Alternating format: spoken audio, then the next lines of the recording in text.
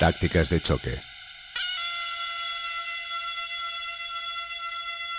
Un podcast contra casi todo y contra casi todos.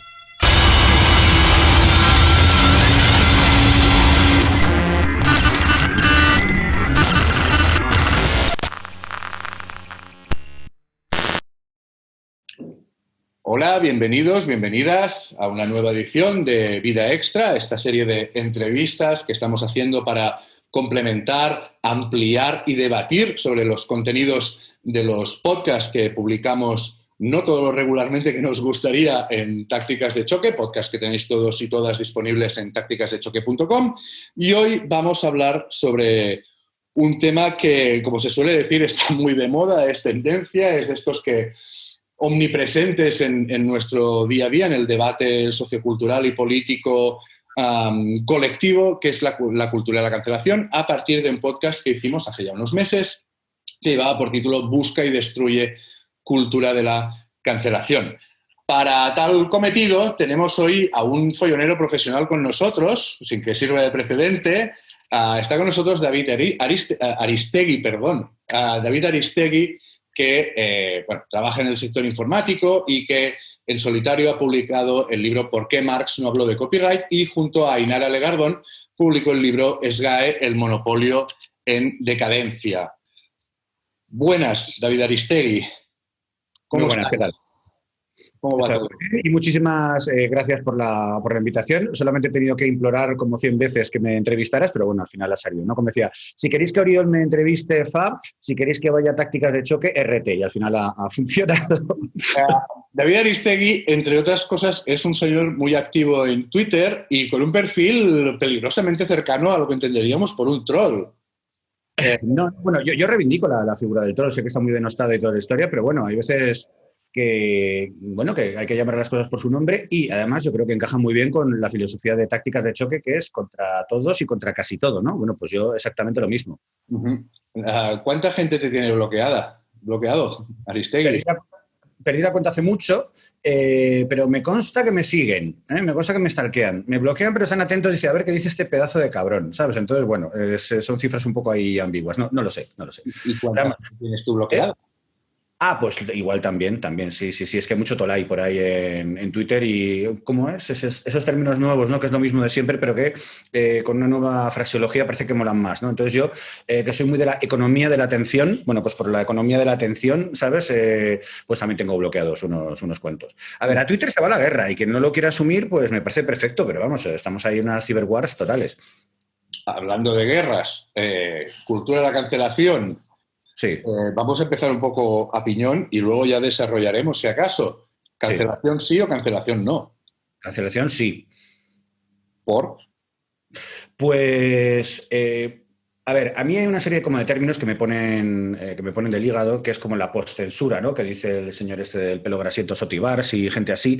La censura es la censura, y la censura la han ejercido siempre los estados y las instituciones, tanto en el antiguo régimen como en el tránsito a supuestos estados más o menos liberales, como en la actualidad. Entonces, básicamente, porque en redes sociales se ven unas dinámicas muchas veces excesivas y pasadas de frenada, en eso estamos todo el mundo de acuerdo, ¿vale? Impredecibles, injustas y con muchos sesgos, pero que todo eso que esté pasando, llamarlo censura, no puede ser. O sea, las cosas por su nombre. Y lo que está pasando con la llamada cultura de la cancelación es algo muy antiguo, y si me permites, voy a leer un parrafito muy pequeño, ¿vale?, de este libro, que nunca se ha reeditado, que se publicó en Estados Unidos en el año 91, en España en el año 93. No entiendo cómo Anagrama no sabe ni lo que tiene y no reedita estas cosas. Y lo que decía Susan Faludi, que viene muy al hilo de lo que es la cultura de la cultura de cancelación, es la política de la reacción, que es para mí la reacción que está haciendo la gente a... Perdón, que estoy un poco resfriado. La política de la reacción, que es las críticas a la cultura de la cancelación. Dicen los estudiosos de la ciencia política, en su estudio, este fenómeno periódico, la vida pública moderna de Estados Unidos, puede definirse como un movimiento de rechazo que se apodera de ciertos grupos que advierten que la importancia, la influencia y el poder de que gozaron anteriormente están en franca decadencia. Al contrario que los conservadores clásicos, estos pseudoconservadores, como bautizó Adorno, que sé que te gusta, se ven a sí mismos más bien como parias al margen de la sociedad, que como guardianes del status quo. ¿No nos suena esto a lo de lo políticamente incorrecto? Es decir, no es que yo soy políticamente incorrecto. Dice, no, tú eres un guardián del mainstream, del status quo, y sabes, y por hacer comentarios machistas te crees que eres como muy alternativo, ¿no? Esta especie como de contracultura de derechas, que a mí me parece muy preocupante. Bueno, de hecho, en el momento en que la gente de derechas se llaman a sí mismos libertarios, bueno, ya. hay una confusión de léxico, para empezar, francamente preocupante. Claro, es que esto viene también, pues eso, de los anglicismos mal traducidos, y el problema viene, yo creo, de los libertarians, ¿sabes? Esto a ver si lo puedes editar, perdón un momento, es que se me está cayendo el moco. Lo siento. Muchas gracias. Vale, ya estoy. Que parecía como un troll de David el Nomo, con el moco colgando. Bueno, pues seguimos. No, esto viene de traducciones un poco descontextualizadas, como es el término libertarian, que ahí todo el mundo entiende en Estados Unidos que es un anarcoliberal. Es decir, ¿no? Un señor forofo del capitalismo y del mercado, pero bueno, sí, y que habla de la libertad como en abstracto, ¿no?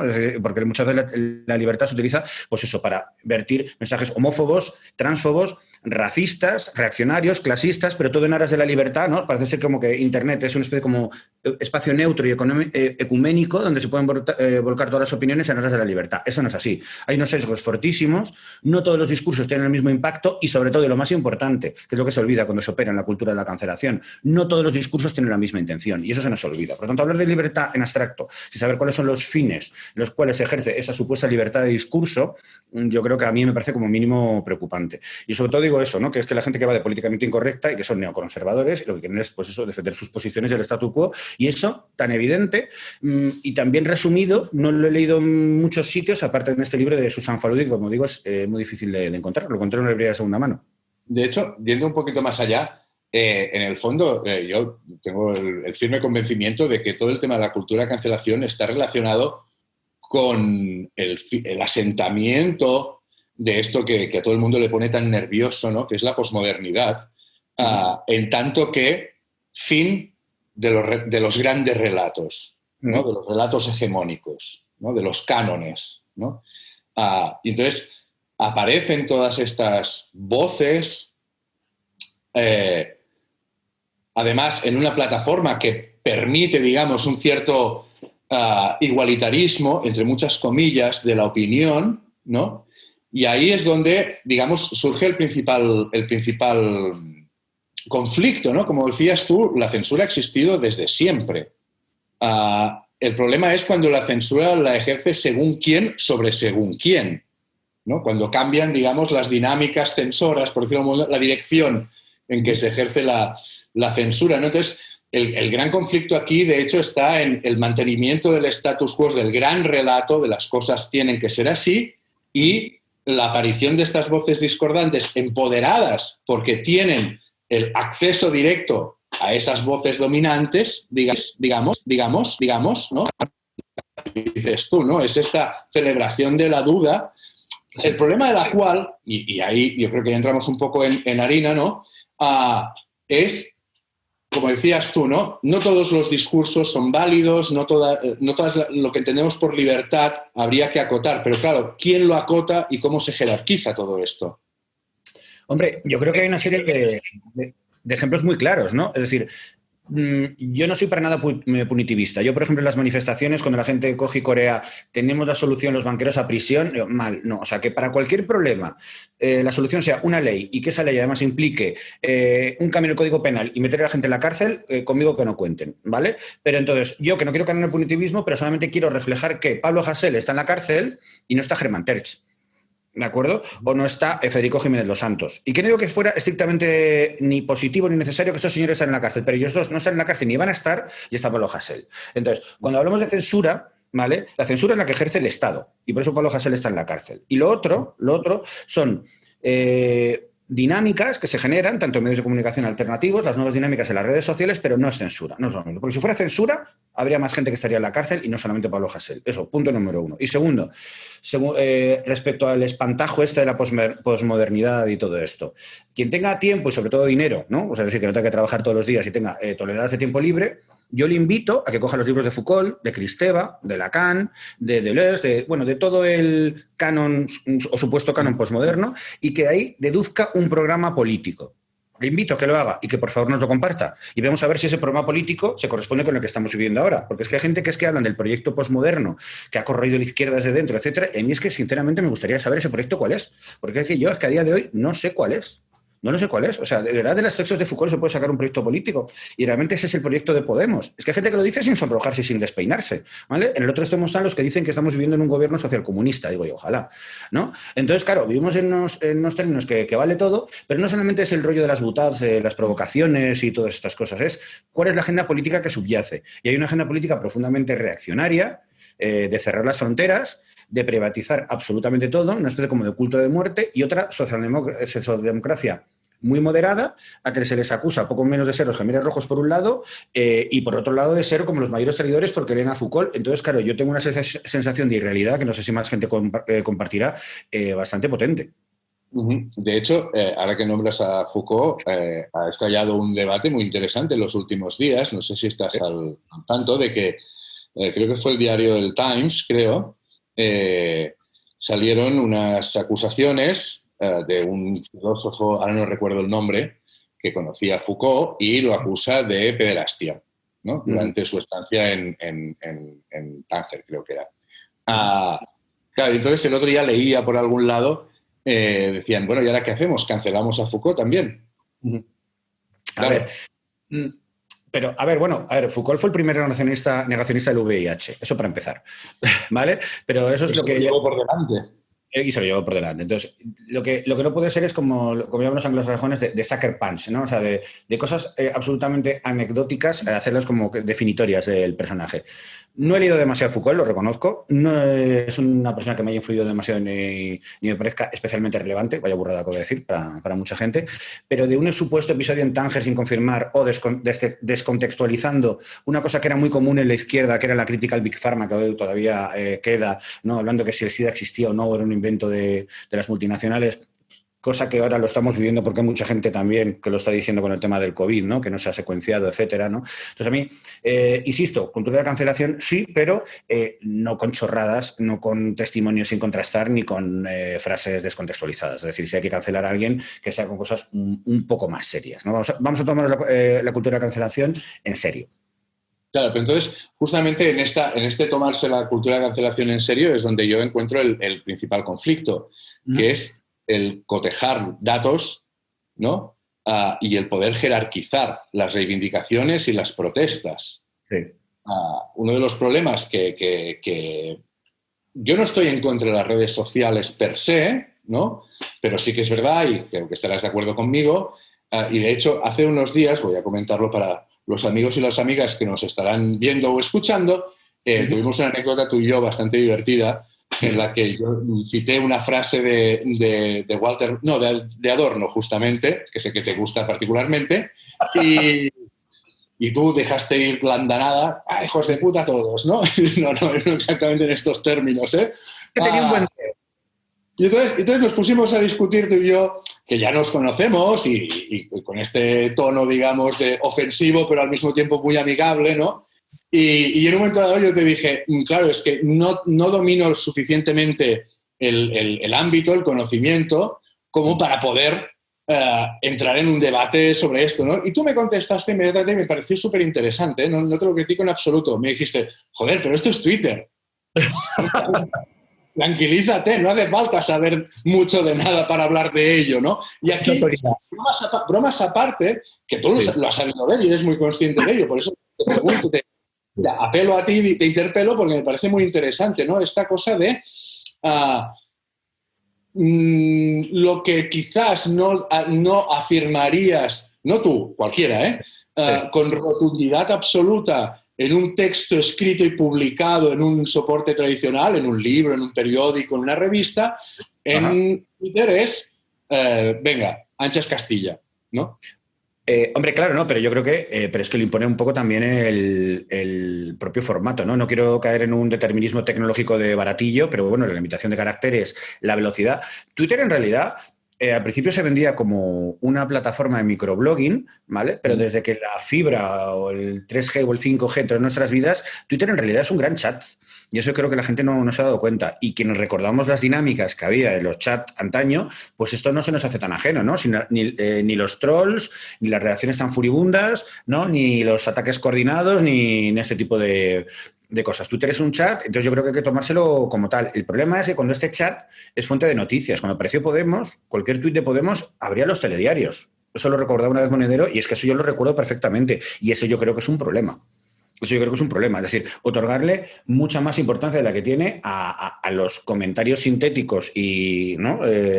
Y muy, ¿cómo decirlo?, reducidos a la mínima expresión, ¿no? Pues, política y lingüística que se están dando en Twitter, ¿no? Entonces, no sé si la solución es que se pongan a mirar Facebook también, Instagram o los vídeos de TikTok. No lo sé. Yo no le voy a decir a los periodistas lo que tienen que hacer. Lo que pasa que es que la gente se ha convertido en Twitter céntrica.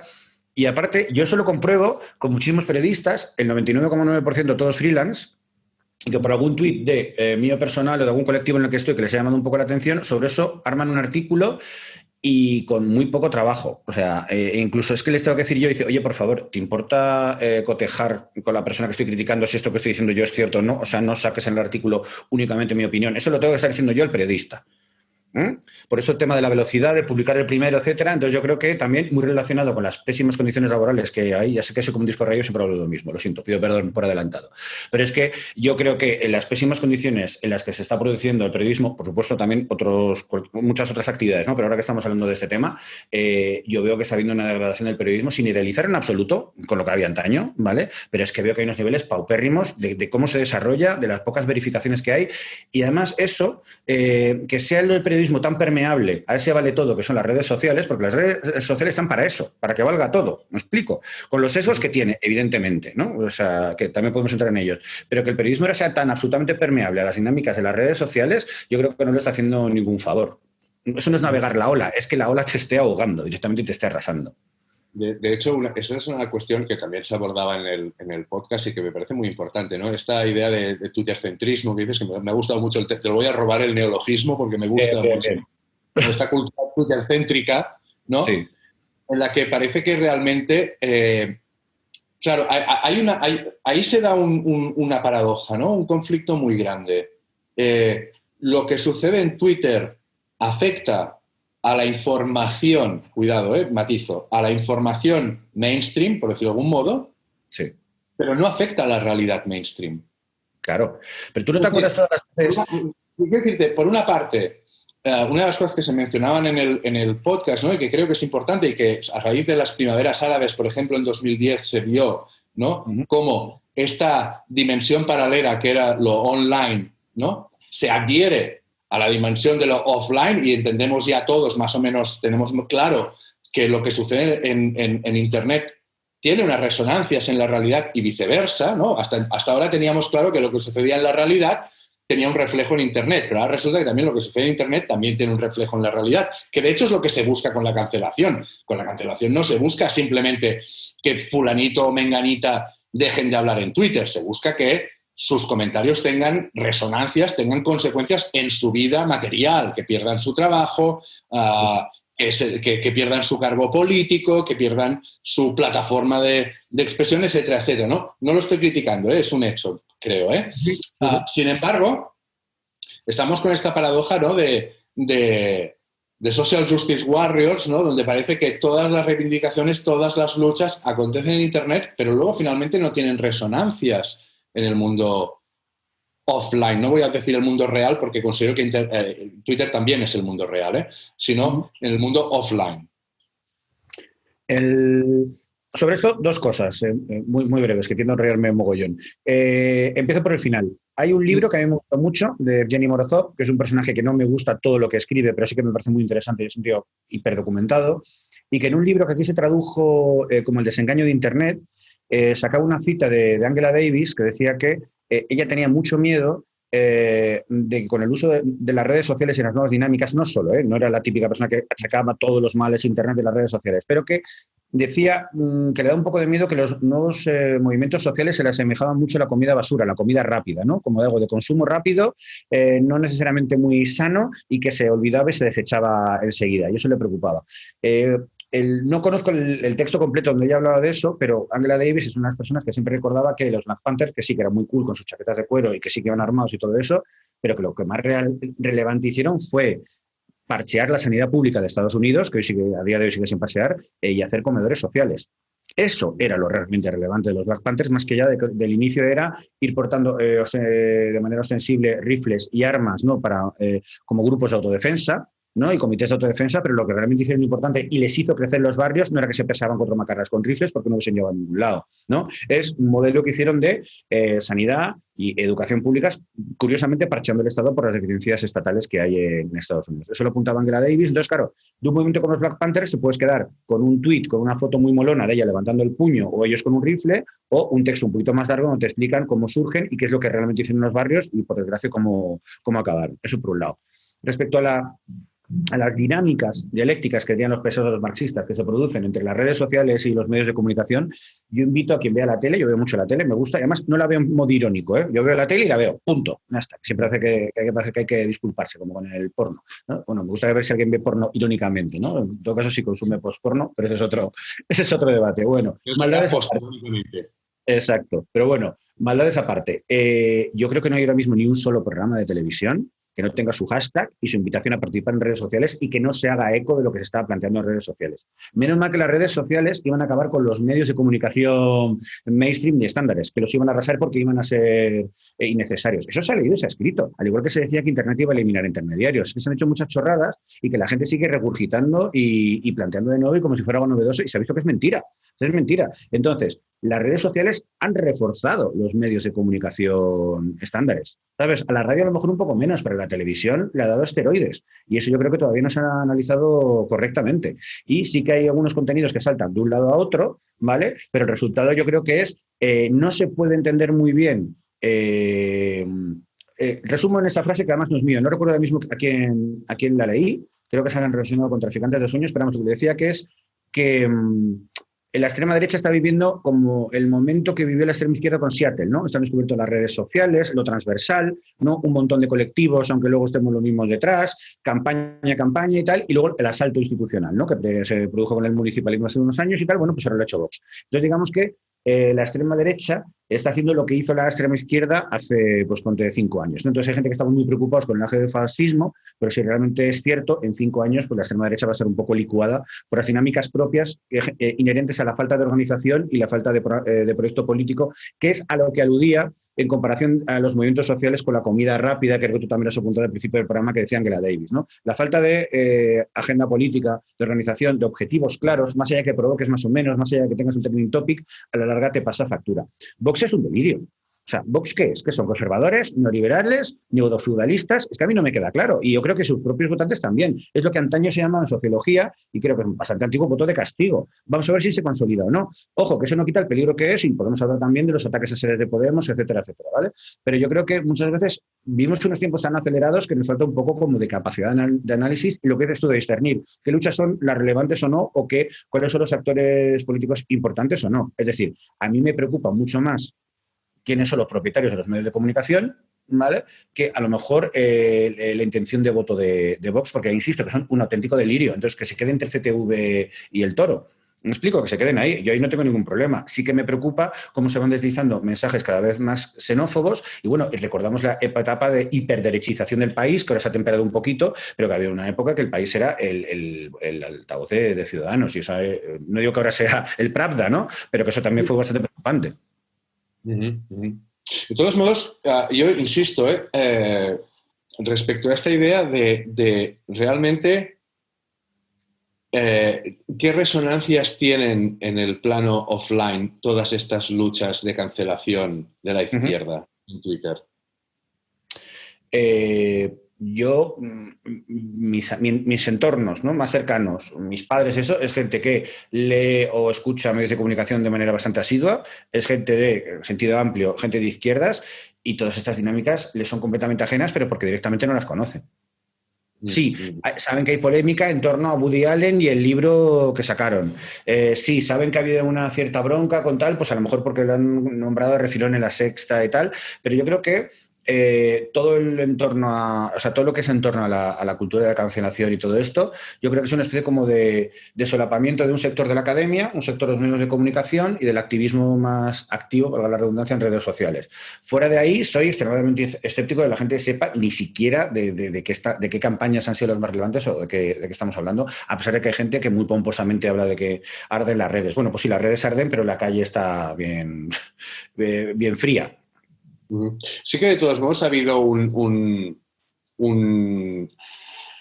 punto algunos puntos de inflexión en todo el tema de la cancelación que me parecen muy interesantes, ¿no? Uno de ellos, sobre todo, es el movimiento Me Too, ¿no? Vale, sí. Hace algunos años, donde sí que hemos visto casos, me refiero a que muchos casos, por ejemplo, J.K. Rowling con sus tweets delirantes sobre las personas trans o todas estas cosas que ves que realmente hay una consecuencia inmediata en el plano material o parece que va a haber una consecuencia inmediata en el plano material, pero finalmente los estamentos de poder y la gente con poder se sigue manteniendo al margen de estas pequeñas alteraciones, ¿no? Pero de repente te encuentras con el Me Too donde sí que empiezan a rodar cabezas verdaderamente, ¿no? Y ahí es donde dices, ostras, aquí sí que parece que podría ser que las resonancias de esta cultura de la cancelación, de este clictivismo, ¿no? Podrían sentirse en el plano de lo material. Aquí en España, no obstante, creo que todavía no ha pasado algo similar. Bueno, sí, Cristina Fallarás impulsó el Cuéntalo y de hecho sacó un libro al respecto y con métricas de no sé qué instituto de Barcelona, hablando de todo esto, pero más allá hablando de las dinámicas en redes, para mí el movimiento Me Too, que no soy un experto ni en su génesis, desarrollo, ascensión, etcétera, o de Black Lives Matter, pero aquí lo relevante de Black Lives Matter es que matan a gente. No que se tuitee mucho, es que matan a gente. Y matan a gente negra, siempre, gente racializada. Eso es lo relevante. No de repente cuánto tiempo que ha sido trending topic. Y lo relevante en torno al Me Too, desde mi punto de vista, a lo mejor hay gente que me corrige, fue que Harvey Weinstein le metieron en la cárcel. Por eso. ¿Sabes? Entonces, es que muchas veces yo creo que también nos falta discernir lo que es lo más anecdótico de lo más estructural. O sea, que por fin un monstruo como Harvey Weinstein, del que se hacían bromas en los Oscars, digo, chicas, tened cuidado, que no da broma, tened cuidado luego en la fiesta de Harvey Weinstein después de la entrega de los Oscars. Eso se decía, lo dijo un humorista, ahora mismo no recuerdo su nombre. O sea, que es que encima era Vox Populi y encima se decía como broma, que menuda broma, la ceremonia de los Oscars. Bueno, ese señor está en la cárcel. Y otra gente que ha ido entrando en la cárcel, ¿vale? Y al igual que de Black Lives Matter, lo importante, lo relevante es que están asesinando a gente y que siguen asesinando a gente. O el estrangulamiento de George Floyd. Entonces, a mí es que ya muchas veces me cuesta discernir, ¿no? En estas campañas, ¿qué es lo relevante, ¿no? En su dimensión click activista, porque es que los activistas jóvenes es que no conciben su actividad política sino es con el complemento de las redes sociales, ¿vale? Al igual que no tiene que así que a lo mejor habrá algún neoludita por ahí, ¿no? Pero es que al igual que todos tienen móvil y antes criticábamos que es que el móvil es un dispositivo de seguimiento, esto es un panóptico voluntario, no sé qué y tal, bueno, ese debate pues ya se ha superado. Al igual que había gente que no tenía internet, ¿no? Con el famoso texto de Hacking Bay, adiós internet. Ahora todos tenemos móviles, todos tenemos internet, las generaciones más jóvenes, pues por un tema generacional, o sea, no conciben su activismo sin su Instagram, algunos incluso con TikTok y con todo eso. Entonces, hacer como esa especie como distinción, yo creo que lo podemos hacer seguir haciendo tú y yo un cierto tiempo, somos unos polla viejas, pero ese debate en 10, 15, 20 años, ¿sabes? Con gente que, como nosotros y que entablen un debate parecido a este, no va a tener ningún sentido. Claro, ahí es donde te digo, ¿no? Desde la perspectiva polla vieja, como bien indicas, pues ya tenemos una edad, ya estamos mayorzotes, sientes esto, ¿no? Por una parte, a mí me entusiasma ver a generaciones más jóvenes, qué mal le estoy hablando, ¿eh? O sea, qué mal empiezo las frases ya, cuando yo era joven, ¿no? Pero bromas aparte, sí que realmente veo un grado de conciencia política y social como nunca yo había visto. La gente muy joven es muy consciente de una serie de problemas que existen, que están ahí, que nos afectan a todos y a todas, y los tienen muy claros, ¿no? Y esto a mí me da mucha vida, por decirlo de algún modo, ¿no? Yo soy padre y yo veo a mis hijas hablándome de racismo y de sexismo, etcétera, etcétera, de una manera que dices, hostia, ojalá yo a su edad hubiera tenido ya más o menos claros estos conceptos. No digo que te lo tengan clarísimo, pero como mínimo saben que esto existe, que está ahí y que hay que combatirlo, ¿no? Pero luego me asalta la duda de realmente todos estos debates, todas estas movilizaciones online van a tener resonancias fuera del online. Es decir, las están teniendo a nivel de conciencia, porque como te digo, yo tengo una hija de 10 años y sabe perfectamente lo que es el sexismo, sabe perfectamente lo que es el acoso, sabe perfectamente lo que es el racismo y tiene muy articulado ya su discurso a base de escucharlo. No es que mi hija esté en Twitter, ¿no? Pero bueno, quiero decirte que sí que veo una resonancia en el mundo real, pero más allá de la concienciación, ¿qué? ¿Me explico? Sí, sí, ¿Va a sí. afectar esto de alguna manera a las estructuras o a las superestructuras ya puestos a soñar, ¿no? Del sistema? Pues para eso harán, eso yo creo que es la tarea de los sociólogos del presente y del futuro, ¿no? Es decir, ver las organizaciones políticas clásicas, cómo se readaptan, ¿no? Es decir, cómo realmente se están regenerando, ¿no? Yo creo que todas las organizaciones tienen un problema de envejecimiento, pero brutal, ¿sabes? Pero desde el PP al PSOE, a la CNT, a cualquier colectivo de barrio. O sea, la regeneración ha costado muchísimo y esa gran explosión, esa gran oleada que fue el 15M y las asambleas de barrio, quitando un movimiento con el tema de la vivienda como ha sido la PA, ¿no? Las asambleas antidesahucios, yo creo que no ha habido como un trasvase, canalización, como lo quieras llamar, ¿no? De todo ese proceso de movilización. Y luego también está por ver los procesos de desafección política, yo creo, qué efectos van a tener a largo plazo. Es decir, yo intuyo que con el agotamiento que tenéis, por ejemplo, en Cataluña, los niveles de abstención en un momento dado se pueden disparar, ¿vale? Y aquí en Madrid hay un caso muy puntual porque tenemos una psicópata como es la Ayuso, pero después de que se desaloje a la Ayuso y de repente te venga un Feijóo para entendernos en Madrid, pues a lo mejor la cosa se calma y se calma muchísimo. ¿Me explico? Porque no hay que hacer análisis ahistóricos de estas cosas. Entonces, vislumbrar el futuro yo creo que es bastante complicado. Yo creo que a la gente más joven, mi intuición es que sí que son más de implicarse. Por desgracia, engancha con lo que decía Angela Davis, que ella es una mujer muy clara. Creo que enganchan más con campañas concretas, desahucios, racismo, una campaña de cancelación contra X personaje, etcétera, etcétera, que realmente vincularse a una organización, un rollo identitario que era un poco antes, ¿no? Militar en un colectivo, ser de una determinada corriente política, de una secta leninista, yo qué sé, todas esas cosas que no necesariamente era bueno, ¿sabes? Pero todo eso se ha perdido, ¿no? O sea, lo que es toda esa mitología y épica del activismo, del antifranquismo, etcétera, etcétera, que si me apuras no lo veo yo tan mal. O sea, yo que he sido un activista psicópata durante muchísimos años, ¿sabes? Sacudirnos como toda esta épica, toda esta mitología en torno al activista abnegado, ¿no? Que su lugar natural tendría que ser la cárcel, ¿no? Porque ha estado en una ocupación o a hostias con los nazis o en un acto antifascista.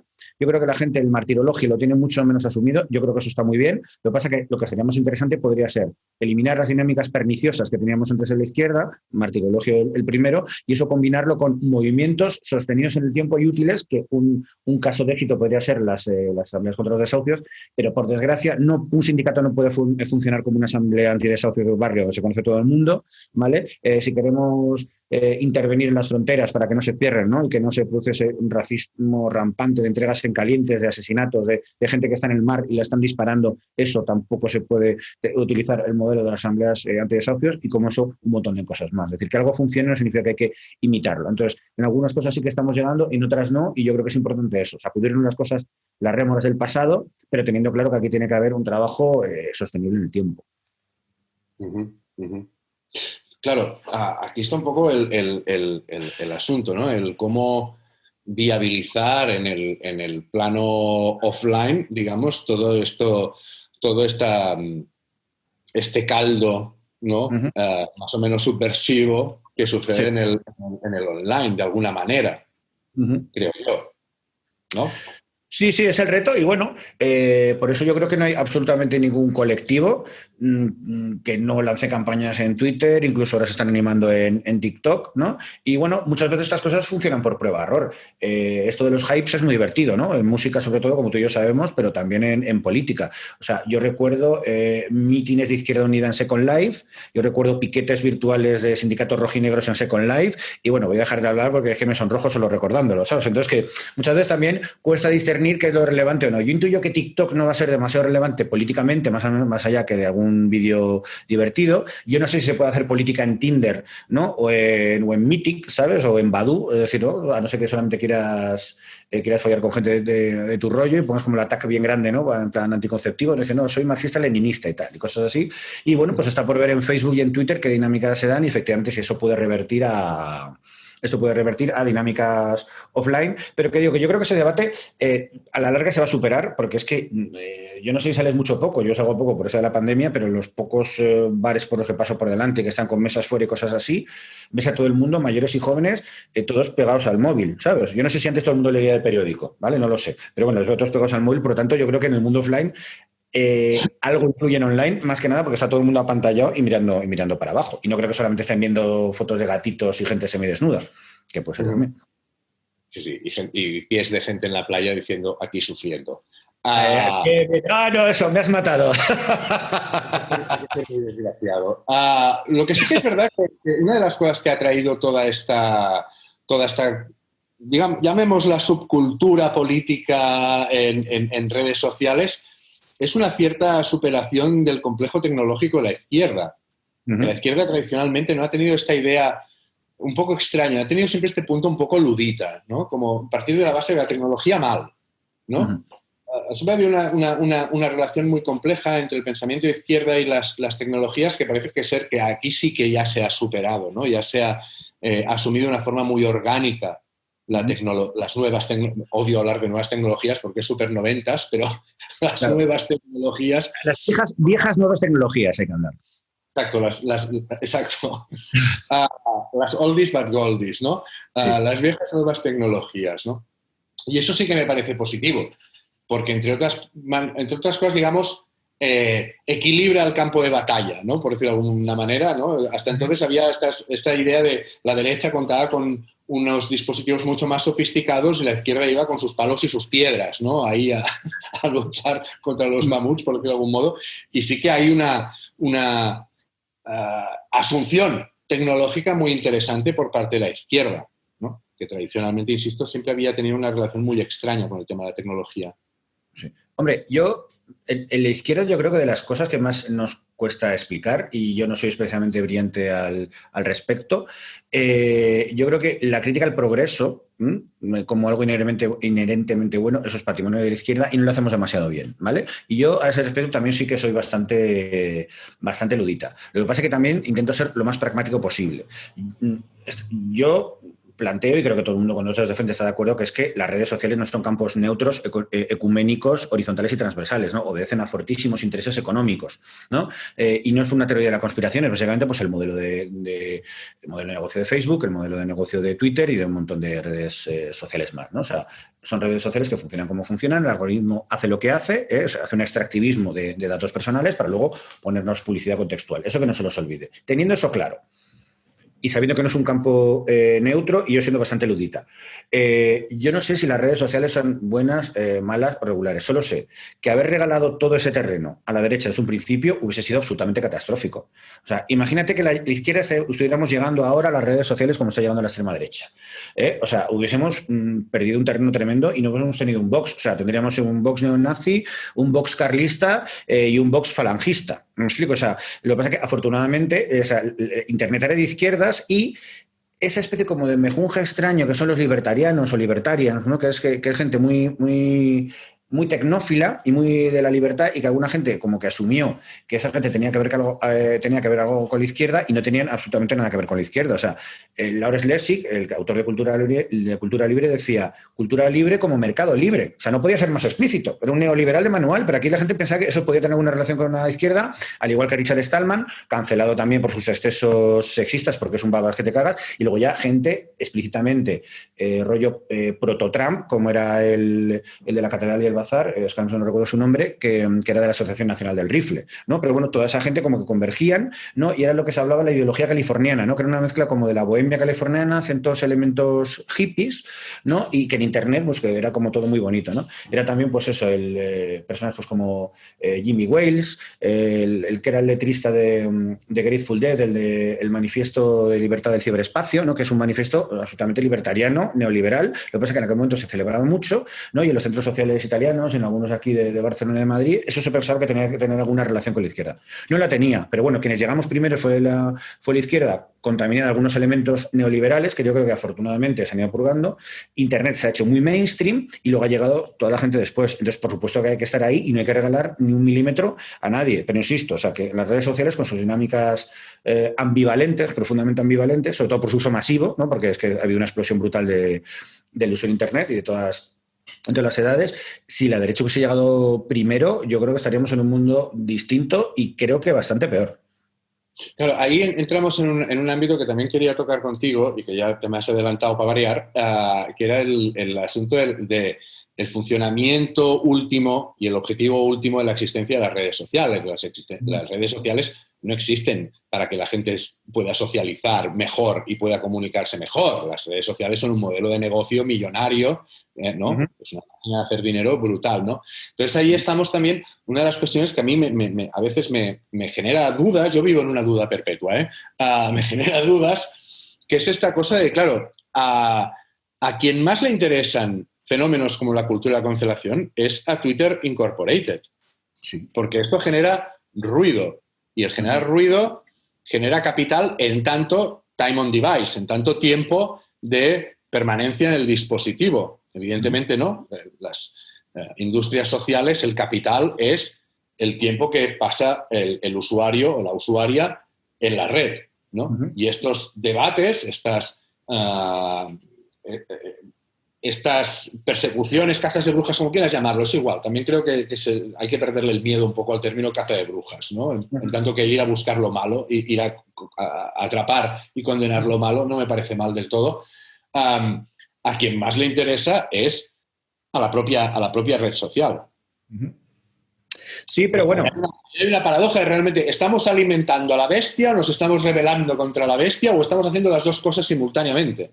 Las dos cosas simultáneamente, porque, por ejemplo, a ver, un bar se monta, por mucho que sea cooperativo, vegano y con la directa y el salto puestos en la barra, es un bar que se hace para ganar dinero, ¿vale? Que sí, que a lo mejor la gente se puede socializar, etcétera, etcétera, pero es un bar para, por mucho que sea cooperativo asamblero, se hace para ganar dinero. Bueno, pues en otra dimensión, las redes sociales también. O sea que no olvidemos la dimensión mercantilista, ¿sabes? Y mercantilizador que hay por debajo de un montón de expresiones, ¿sabes? O sea, un bar del rollo, un restaurante, una distribuidora alternativa o una editorial. Me explico, al final la gente lo que quiere es ganar dinero, porque si no ganas dinero no eres sostenible y desapareces, ¿no? Entonces, a mí que se haga algo porque hay dinero por detrás, en el capitalismo que vivimos, luego podemos hablar de modelos alternativos de sociedad y de mercantilización, bla, bla, bla, y descender a la audiencia, ¿vale? Entonces, para que no descienda la audiencia, no voy a pasar por ahí, pero que en los tiempos que vivimos, por desgracia, a mí no me parece que un proyecto se deslegitime por querer ganar dinero. De hecho, la gente que habla que no hay que ganar dinero tienen un sesgo de clase brutal, solo porque tienen un colchón social brutal y entonces pueden dedicarse a ser diletantes, etcétera.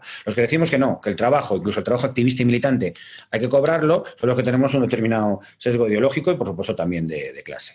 Dicho esto, si yo creo que algo han aprendido tanto Facebook como Twitter es que las dinámicas en redes sociales son absolutamente impredecibles e ingobernables.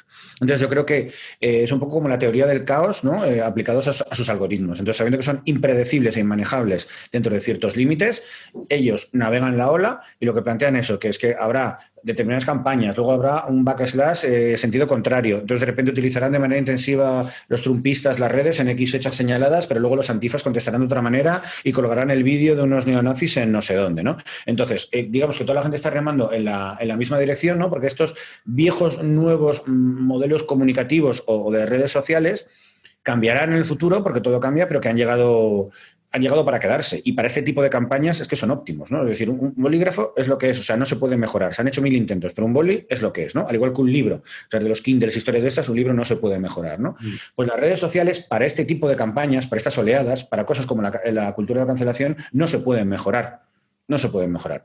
¿No os acordáis? A mí me gustaban mucho los libros de los 3 investigadores cuando querían encontrar a alguien hacían la llamada fantasma-fantasma, que era uno llamaba por teléfono a tres, que llamaban a teléfono por tres y controlaban como todo el pueblo y los alrededores y veían si habían pasado por ahí los malos y llamaban a Júpiter Jones y siempre los encontraban, ¿no? Bueno, pues ahora ya no tenemos que hacer esas cosas de las llamadas fantasma-fantasma, que sería un rollo de redes sociales un poco pedestre. Bueno, era una red social en el sentido estricto, pero utilizando el teléfono. Bueno, pues ahora hay otras redes sociales, ¿no? Pues eso, hay gente que utiliza Instagram de manera intensiva, gente que utiliza Twitter y ya veremos cómo es la evolución. Lo que está claro es que todas las opciones políticas van a utilizar este tipo de medios y los que se han quedado fuera de estas dinámicas, yo creo que, a no ser que encuentren otro tipo de medio muy espectacular, y el tam-tam dudo que lo sea, pues creo que lo van a tener francamente complicado, renunciando a ese espacio, que por supuesto tienen que tener sus propias radios, hacer trabajo de barrio. Es que no es excluyente. El activismo más joven te hace un trabajo de barrio hiperlocal, ¿vale? Parando desahucios que no tienen de ese determinado edificio, que reivindicando que hay un ambulatorio que no tengan que andar 1 kilómetros para no sé qué, y todo ese trabajo hiperlocal, ¿sabes? Lo dimensionan y lo difunden en redes sociales. Por eso yo creo que está como colapsando esas diferencias, ¿no? De los ciberactivistas y los activistas clásicos. Ya somos dinosaurios que yo creo que esa dicotomía pues va a desaparecer. Y eso tiene, como todo, pues aspectos positivos y aspectos negativos. Pero eso sí, ya estar ahí con el ciclo estilado, con el fanzine, grapando y tal, ¿no? Para sacar 200 y luego los tienes en la caja debajo de tu cama, pues hombre, eso yo creo que eso es para felicitarse, en mi opinión. ¿Y por qué a la supuesta vieja izquierda le molesta tanto todo esto que está sucediendo? Pues es una reacción, es por lo mismo que decía Susan Faludi, porque ellos son el statu quo de la izquierda, entonces se están viendo desplazados y claro, pues eso les molesta muchísimo. Es decir, todos con la edad nos volvemos conservadores en ciertos temas. Pues en ciertos temas económicos, en ciertos temas relacionados pues, con las relaciones sociales. La gente me ha contado que también cuando tiene hijos, pues también le cambia un poco el chip, ¿no? Los sentimientos religiosos, cuando la muerte se acerca, pues a mí me han contado que también empieza a haber matices, etcétera, etcétera. Eso es ley de vida. Esas cosas pasan. Pero una cosa es que te vuelvas conservadores en ciertos aspectos, ¿no? Que cambies de opinión, evoluciones o involuciones, según como lo mires, en determinados temas. Y otra cosa es un sector de la izquierda profundamente reaccionario. Es decir, con unos discursos homófobos, transfobos, de repente ya abrazando el militarismo, ¿no? Y con unos niveles de caspa que son absolutamente irrespirables y yo creo que se lo tendrían que mirar. Porque, insisto, o sea, el espantajo queer o posmo que están agitando es que es un espantajo que simplemente no existe y esas críticas caen por su propio peso y dan mucha vergüenza ajena. Y sobre todo con el tema de las personas trans están haciendo muchísimo daño y a mí me parece lamentable. O sea, que hay un sector del feminismo progre, ¿no? Las femócratas, como decía una exnovia mía, que las femócratas estén instrumentalizando el debate sobre las personas trans, insisto, personas trans, la parte importante de la frase son personas, sobre estas personas, para luchar pequeñas cuotas de poder dentro de los feminismos, me parece que es algo absolutamente lamentable y que espero que la historia les juzgue con dureza. Pero justamente una de las cuestiones más curiosas es que en esencia, este sector más radical, digamos, de la izquierda conservadora, por decirlo de algún modo, no es justamente la vieja guardia, es gente muy joven. Pensamos nuestros comunes amigos, ¿no? El youtuber marxista y toda esta pandilla. Hay de todo. Bueno, pues está Pascual Serrano, ¿vale? Pero lo que sí que está claro que hay una evolución que, al igual, es que tenemos muy poca memoria, ¿vale? Y yo creo que hay libros que son muy buenos, como por ejemplo el de ese que se llama La desfachatez intelectual, ¿no? Hablando de las evoluciones que tiene la gente. Pero vamos a ver, ¿dónde estaban? Sabater escribía Negin, ¿dónde escribía Quitín Racionero y toda esta gente que estaba pues en torno a medios libertarios como El Ajo Blanco? O sea, que tenemos muchos nombres. Bueno, era de extrema izquierda, se supone, Federico Jiménez Los Santos, había gente del PP que venía de bandera roja, entonces había gente que tiene una evolución, ¿vale? Y había gente pues más mayor y gente más joven. Ahora está pasando lo mismo, sí que hay como el término este me da mucha grimilla, pero bueno, los viejóvenes, ¿no? Entonces, ahora los mayores estalinistas es gente que tiene nostalgia de lo no vivido, al igual que los mayores forofos de la movida, es gente que no lo vivió, y ahora hay gente que me dice unas cosas de los 90 como diciendo, bueno, llegas a estar tú ahí y te daría una depresión de cómo magnificas todo lo que pasaba ahí, ¿no? Entonces hay de todo, hay gente muy mayor que ha notado como un poco de pérdida de statu quo, ¿no? Y están como muy rabiosos, advenedizos, que no sabes si son ni izquierdas ni derechas, ¿no? Sino todo lo contrario, que es pues un poco toda la purria del Confidencial, no voy a decir nombres, me niego a darles publicidad, y luego efectivamente hay gente más joven, ¿no? Que hace una asunción como de una izquierda, que el problema que hay que es que simplemente no ha existido. O sea, yo el problema que tengo con ellos es que aluden a una izquierda unida a un partido comunista que en España jamás existió. Nunca. Entonces, por lo tanto, tener un debate mínimamente interesante o coherente con ellos es imposible. Pero claro, entonces para eso prefiero debatir sobre ciencia ficción y sobre lo interesante o no de Ursula K. Le Guin para un futuro proyecto político, ¿no? Pero vamos, de a mí, de un partido comunista, una izquierda unida idealizados, un PSUC idealizado, es que no, lo siento, no lo voy a hacer. O sea, es que me parece una pérdida de tiempo total. Una especie de jauntología stalinista. Claro. Ojo, y que no quiero centrarme solamente en la izquierda, porque las mistificaciones y mitificaciones en torno a la CNT también son absolutamente agotadoras, ¿no? Menos mal que ahora sí que aparece gente que matiza mucho más las posturas y cómo fue todo ese proceso explosivo que se dio a finales de los 70, ¿no? Pero es que mitificaciones hay de todo, ¿no? Del estalinismo, del trotskismo y del anarcosindicalismo. Y es un poco agotador. De hecho, es una... sé que, porque bueno, para que sepan los amigos y las amigas que nos están viendo, antes hemos estado hablando David y yo off the record, ¿no? Y hablábamos de libros. Sé que tienes por ahí el Facha, que sacó Blackie Books. Me da muchísima pena que no se haya leído muchísimo más, porque me parece excepcional, pero excepcional. Estoy muy de acuerdo. Es un libro excepcional, el de Jason Stanley. Es un libro súper asequible para todo el mundo, además, donde se explican las cosas con una sencillez y al mismo tiempo con un rigor muy ajustados. Un libro que recomendamos también, Tácticas de Choque recomienda a Facha de Jason Stanley, ¿no? Creo que se llama, ahora no recuerdo el... Jason Stanley. Entonces, en el libro de Facha, justamente una de las cosas que, digamos que Stanley enumera las, digamos, las pautas que definen al fascismo, ¿no? Y una de las pautas que definen al fascismo, que entronca con esto que estabas diciendo tú, es la promesa de un retorno a un pasado inexistente, ¿no? La idea de antes todo era mejor, ¿no? Antes... Siempre. Contra Franco luchábamos mejor, ¿no? Que es la frase que lo define todo en nuestro contexto, ¿no? Pero siempre está esta idea de es que antes no, o sea, ¿cuándo realmente? ¿De qué me estás hablando? ¿No? O sea, se han mitificado una serie de episodios que tienen un valor inherente, por supuesto, ¿no? Pero que parece que fueran, bueno, Dios sabe qué, ¿no? Pero es que eso pasa a todos los niveles, ¿no? Es como, por ejemplo, pues en los procesos de fascistación, o como se diga, de los orígenes del fascismo en España, ¿no? Pues con la Falange, con las FONS y no sé qué, y hablan de esa España, de esa Arcadia feliz, y digo, oiga, mire, a mí hay una cosa que se llama la guerra de las carlistas, no sé si a usted le suenan, ¿no? ¿Qué quiere decir? ¿No? O bueno, esa cosa tan paradójica que todos se llamaban espadones, ¿no? Como que todos los golpes de Estado a sonadas militares eran de militares más bien republicanos, no eran conservadores. Entonces digo, tú que reivindicas, ¿no? Como el ejército como garante de la nación española, pues oye, revísatelo quiénes serán tus antecesores, ¿no? Y con la izquierda pasa un poco lo mismo, ¿no? Pues se plantea una especie como de organizaciones absolutamente idealizadas en las que nadie militó, porque sabes la gente en los 90 los niveles de militancia eran absolutamente ínfimos, pero oye, antes se hacía todo muy bien. Y digo, bueno, pues antes se hacía todo muy bien, se hacía todo tan bien que era todo absolutamente irrelevante. Yo no soy para nada forofo ni de Podemos ni de su proceso, pero sí que está claro que cambiaron las reglas del juego, le pegaron una hostia al tablero. Yo creo que con una cierta derechización en los contenidos y haciendo una asunción absolutamente nada vergonzante de la socialdemocracia, ¿vale? Pero bueno, pues han puesto donde están y al final Izquierda Unida ha tenido que chupar rueda, pero sí, en la izquierda conservadora y reaccionaria lo que les define es eso, una idealización de un pasado que no existió y en el que ni ellos estaban, ¿sabes? Y si se hubiesen enterado, ¿sabes? Tampoco hubiesen estado porque estaban otras cosas. Entonces me parece de una deshonestidad total, de un doble juego lamentable y sobre todo ya, bueno, pues una especie como de adherencias extrañas, ¿no? Que hay en la izquierda, gente como, pues eso. O sea, que alguien se piense que Víctor Renore tiene algo que ver con la izquierda, Juan Sotibars, Esteban Hernández, es que la cabeza me da vuelta, ¿sabes? Y luego ya gente joven de la izquierda conservadora, pues como Daniel Bernabé o Antonio Maestre, que yo creo que daría cada uno para una tesis doctoral por separado. Es muy troll, ¿eh? No. Yo he dicho que soy un troll, punto. De hecho, hago un poco de abogado del diablo, que siempre me gusta a mí hacerlo como buen catalán que soy. No, o sea, al final la tenemos, ¿eh? Al final la tenemos. Al final la vamos a liar, a hostias vamos a acabar aquí. Una de las acusaciones por parte de esta izquierda reaccionaria o pseudoizquierda reaccionaria, tenemos claro que reaccionaria es, que sea izquierda o no, ya es otra cuestión. Izquierda tricornio es el término que mejor la define. De esta izquierda tricornio que tú llamas, es la idea de el exceso de fragmentación de las reivindicaciones. Sí. Cada uno está reivindicando una cosa distinta y así no hay manera de organizar una movilización colectiva.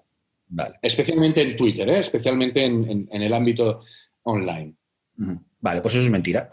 Eso es falso. Eso es falso porque siempre ha pasado. Quien conozca un poco la historia de la izquierda Abertzale, todo el mundo sabe que montó sus propios colectivos feministas, ecologistas y que duplicó absolutamente todas las luchas en su beneficio. Lo mismo con la izquierda independentista catalana. Anda que no ha habido movimientos sociales y colectivos, colectivos que eran satélites, ¿no? Tentáculos de los partidos políticos, ¿no? Solidaridad Internacional o el MPDL del PSOE, por ejemplo. Entonces, la atomización en todas las luchas siempre ha estado ahí. Siempre ha habido distintas ramas del feminismo, por supuesto del ecologismo, todas las tortas que hubo en torno a los partidos verdes. Es que no tenemos memoria histórica. Y luego recordemos una campaña como la de insumisión. La insumisión surgió de ámbitos, por un lado, libertarios y por otro lado, cristianos, que eso siempre se olvida, ¿no? De gente de cristianos de base, y cogió tan fuerza que arrastró a toda la izquierda y toda la extrema izquierda. La izquierda Abertzale pasó de a la mili con los milis, porque es lo que decían, a la mili con los milis, a insumisión en el ejército español, que eso se mimetizó también en Galicia. Entonces, de repente, todos los nacionalistas dijeron, vale, venga, sí, insumisión, pero ejército español. Cuando seamos independientes ya hay que volver al ejército, ¿eh? Y de una manera, con un tacticismo absolutamente lamentable, abrazaron la insumisión. Pero es que pasó lo mismo que cuando lo que era la LCR, Espacio Alternativo, vieron que no podían coger y condicionar, y el MC, a lo que era el MOC, ¿no? Por sus componentes libertarios, cristianos, etcétera, y su asamblearismo puro y duro, se montaron su propio MOC, que fue Mili-KK en el Estado, con muchísima fuerza en Cataluña, y Kakitza en Euskal Herria. ¿Eso no es atomización de las luchas? Porque es que ahí no solamente es que hubiera distintos colectivos, es que estaban a tortas entre ellos. Entonces, y ahí no había una falta de estrategia, ahí no había dispersión, ahí no había diversidad. Claro que la había, lo que pasa es que nos interesa obviarla, ¿sabes? Y olvidarla, ¿sabes? Para coger y demonizar lo que está sucediendo ahora, para olvidar el rollo cainita y caníbal que hemos tenido en la izquierda de siempre. Quizás ahora el problema o la percepción que hay es de esta mayor, incluso, fragmentación que la que tú mencionas, que efectivamente siempre ha estado ahí, por el hecho de que no hay, por decirlo de algún modo, no hay portavocías. Es decir, son los individuos los que expresan al mismo nivel que cualquier otro su opinión. No hay un filtro, no hay un dispositivo que ejerza de embudo, ¿no? Y emita, entre comillas, un manifiesto. No hay un asamblearismo, por decirlo de algún modo, a la hora de opinar de las cosas, sino que es las partículas individuales, ¿no? Que se expresan con total libertad, con los matices de cada uno, y eso a veces da la sensación de que aquí cada uno va a lo suyo y no hay mucha posibilidad de horizontalización. Eso es estrictamente cierto, pero en el otro extremo están Ada Colau y Irene Montero, ¿no? Gente que ha instrumentalizado en su favor asambleas contra los desahucios de vivienda para pegar el salto a la política, que me parece muy bien. Es decir, los movimientos sociales siempre han sido la cantera de los partidos políticos, siempre. Mira Mayo 68, donde acabó, pues eso, Daniel Cohn-Bendit o Joka Fischer, etcétera. ¿De dónde venían? ¿No? Pues venían de movimientos ocupas, alternativos, etcétera. Eso siempre ha pasado. No es nuevo que haya un trasvase de los movimientos sociales hacia la política. De la política hacia los movimientos sociales, eso sí que ya lo he visto yo más raro. Sí que hay casos ambivalentes, pero para mí interesantísimos, como es, por ejemplo, el caso de Cañamero, Gordillo y todo lo del SAT, que eso sí que es como una anomalía dentro de la anomalía, ¿no? Su relación con los ayuntamientos que gobiernan, la fuerza que tiene el SAT, la ocupación de tierras, cómo apostaron por una espectacularización de las luchas, ¿no? Los llamados asaltos a los supermercados. Eso es otra liga, sí que me parece muy, muy interesante y que es de lo más atípico, más digno de estudio que ha habido por aquí. Pero sí que es cierto que hay como una falta de portavocías y de elementos claros y tal. Pero que eso también tiene un reverso muy oscuro porque es ese eterno lamento, ¿no?, que se lee en prisa sobre la falta de implicación y de peso de los intelectuales. Los intelectuales ya no tienen peso, no venden libros, nadie lee sus columnas porque está todo el mundo tuiteando y esto es una mierda. Entonces, ojo con eso. Entiendo lo que dices, ¿vale? Pero yo como buen anarquista y libertario, sabes que hay una cierta horizontalidad y polifonía de voces, no lo veo necesariamente malo, sobre todo si hay, pues eso, luchas y planteamientos interesantes. Yo creo que lo que subyace a todo esto y que yo creo que es un poco el caldo de cultivo, lo que subyace a lo que tú estás planteando es la falta de organización, que es un término anatema para mucha gente. No soy anarquista y creo en la organización. Falta de organización, falta de colectivos de referencia. O sea, si en los barrios dice, oye, pues mira, la gente que mueve los temas sindicales están en ese edificio en el segundo, ¿vale? Las asambleas antidesahucios es que están en el edificio de al lado, pero en el bajo. Los ecologistas aquí no los tienes, pero mira, te coges el metro, que hay 2 estaciones y ahí están los ecologistas en acción. Si tuviéramos referentes claros, ¿vale?, organizativos, más allá que haya gente más simpática, menos simpática, que escribe más textos o menos textos, ¿no? ¿Sabes? Porque referentes del ecologismo pues no pueden estar en todos los lados. O sea, Yayo Herrero no la podemos clonar y tener una Yayo Herrero en cada barrio, ¿no? O un Diego Cañamero, etcétera. Entonces, que sí que están muy bien las personas con peso, que se expresan muy bien con una buena dimensión mediática, pero siendo conscientes, ¿vale? Pues eso, que no podemos clonar o replicarlos, y lo que tiene que haber son colectivos de referencia. A ese respecto, una anécdota muy interesante. En la época en que nadie leía, ¿vale? Y que los periódicos pues eran muy caros, se leían en voz alta y todo esto, para poder llegar al máximo de sitios, en la CNT mandaban al Noy del Sucre o a García Olivera a dar discursos, pero como el Noy del Sucre no podía estar en 5 sitios a la vez, lo suplantaban. Y uno de los primeros mítines que dio García Olivera, eso lo cuenta en el Eco de los Pasos, fue suplantando al Noy del Sucre, y todo el mundo se quedó encantado. Pero claro, García Olivera era una aldea por ahí perdida, a él nunca le volverían a ver, no llegaban periódicos con fotos, y se quedaron contentísimos porque el Noy del Sucre había estado en el pueblo dando un discurso, ¿no? Y eso es algo que me parece fascinante, y algo así, no sé si deberíamos tener que empezar a implementar ante la falta que dices tú como de voces de referencia. Ahí lo dejo. Bueno, ahora podemos hacerlo con hologramas. Claro, no, si es que te está dando un pase de gol, El remate y por claro, todas las cuadras. Para que hablaras de tu programa de hologramas, interesantísimo, por cierto. Insisto, de hecho, que yo estoy jugando a hacer de abogado del diablo, ¿eh? Yo te voy pinchando, yo te voy poniendo peros para que tú me digas, ¿eh? No me toques las palmas, que me conozco. Sí que, ¿cómo eres? Sí que has mencionado una cosa muy interesante, ¿no? Que es esta, que además focalizas tú enteramente en Prisa, creo que has mencionado, ¿no? Es que nadie los intelectuales. Entonces, esto es una de las cosas que, y vamos a ir cerrando porque veo la hora que es y sé que tienes un poquito de prisa.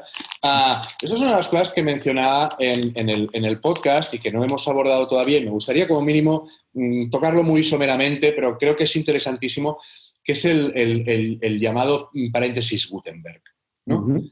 Esa época histórica en que resulta que el texto se libera, ¿no?, del soporte estable, ¿no? Hasta ahora el conocimiento, hasta ahora me refiero hasta Internet, ¿no? Cuando nosotros éramos jóvenes. El conocimiento, sobre todo la autoridad en el conocimiento, se había validado a través de la impresión, es decir, de aquello que estaba impreso en libros, en revistas, en periódicos, ¿no?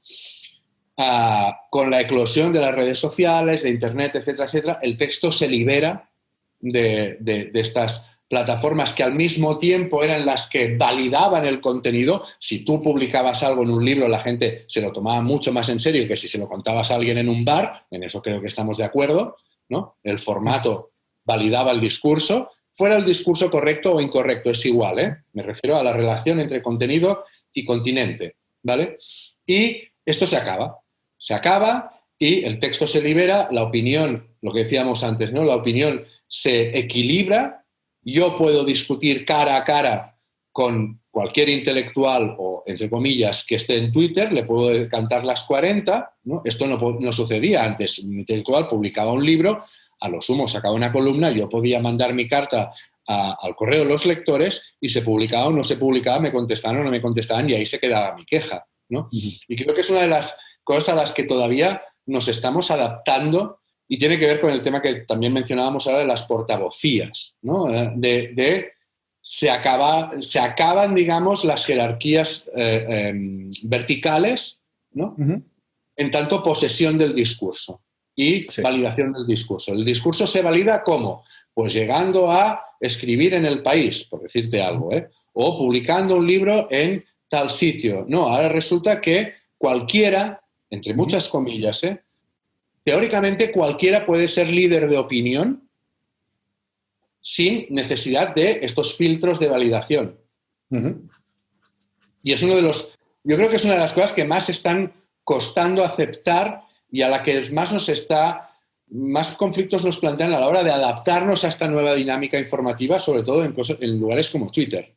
Sí. Bueno, aquí me vais a permitir que me haga un pacumbral y hable de mi libro, de por qué Marx no habla de copyright, porque en todo el proceso de Gutenberg hay mucha mitología, sobre todo anglosajona, y que esa lectura además no se hace en Francia y no se hace en Alemania. Me explico. En Francia y en Alemania, la lectura que se hace, a pesar de que en Francia hubo poco protestantismo, se los cargaron enseguida, los hugonotes, el problema de esta mitificación, ¿no? De la liberación ¿no? De cuando las imprentas reales dejan de ser imprentas reales, entonces ya todo el mundo puede coger y puede editar, entonces hay una explosión de textos, ¿no? Los orígenes de la esfera pública y todo esto. No fue un proceso tan así. De hecho, por ejemplo, pongo un caso en mi libro, que es cómo estaba la coexistencia de las imprentas, ¿no? que funcionan a través de privilegios reales, pero luego estaba una cosa muy olvidada que era la literatura de cordel, ¿vale? Sería como los libros de novela romántica de Arlequín, ¿no? Por entendernos, totalmente denostados, pero que además encima iban por debajo del radar de la censura. Es decir, Los sueños de Quevedo había una versión censurada en las imprentas y que en función del reino donde se hubiese impreso tenía unos contenidos, y luego estaban Los sueños de Quevedo en literatura de cordel, que eran mucho más explícitos, etcétera. ¿Por qué comento todo esto? Porque siempre conviven las dos cosas. Es decir, sí que es verdad que hubo una liberalización de las imprentas, ¿vale? Cambiaron un poco los contenidos, pero no cambiaron netamente. La parte importante de los orígenes de la imprenta es el uso que hizo de ella el movimiento protestante y Lutero. Y esa es la lectura alemana. No que realmente, ¿sabes por qué podía haber libros? Surge como por arte de magia una esfera pública, etcétera, y empieza a haber cambios, ¿no? En la superestructura. No. Las batallas político-religiosas, porque eran indistinguibles de la época, se libraban a muchos niveles, y uno de los niveles en los que se libraba era lo que ahora llamaríamos la esfera mediática. Todas las sectas protestantes, desde los Levelers, los Diggers, etcétera, los Dissenters en el Reino Unido, lo que utilizaran básicamente eran panfletos para decirse todo tipo de burradas unos a otros, donde el mayor maestro era el Daniel Defoe, que encima él estaba con varias facciones a la vez, otro hombre absolutamente fascinante. Entonces, lo que quiero decir es que más que allá del tema de soporte físico, del prestigio que da un libro publicado, que lo da, pero eso consistió muchísimo con un montón de panfletos, de libelos,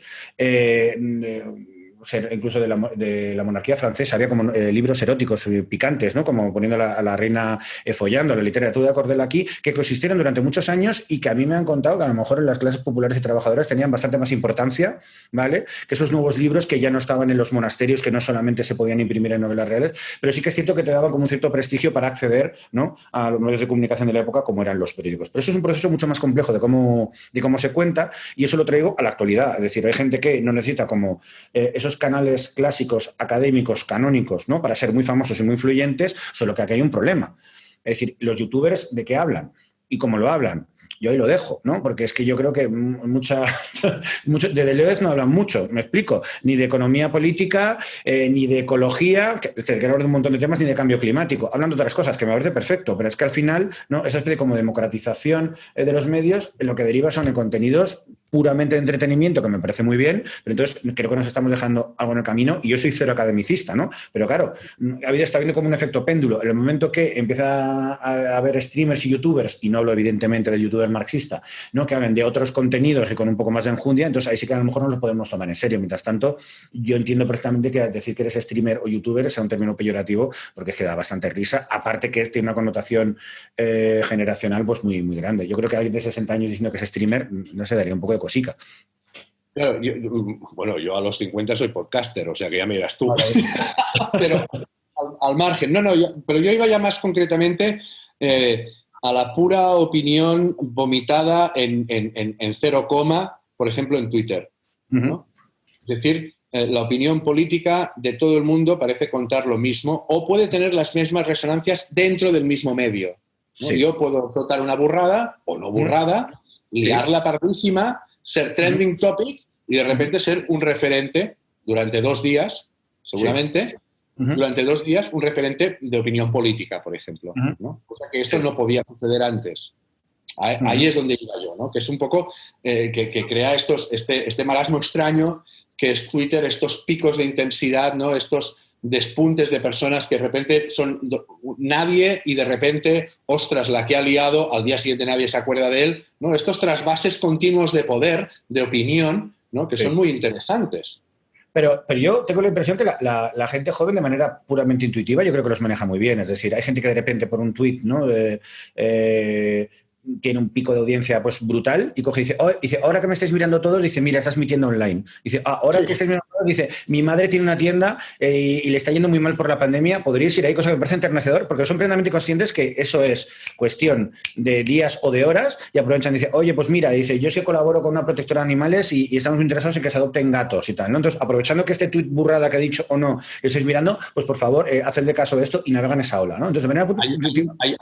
Hay una vertiente que me me gusta mucho más, que es la gente que se disculpa en plan, oye, que yo soy una persona muy aburrida. Que me sí. normalmente. Siempre me da como una ternura de decir, os voy a decepcionar, no voy a estar ahí todo el rato, ¿no? Claro, que se me ha ocurrido a mí esto hoy, pero yo normalmente no hablo de esto, que yo Claro.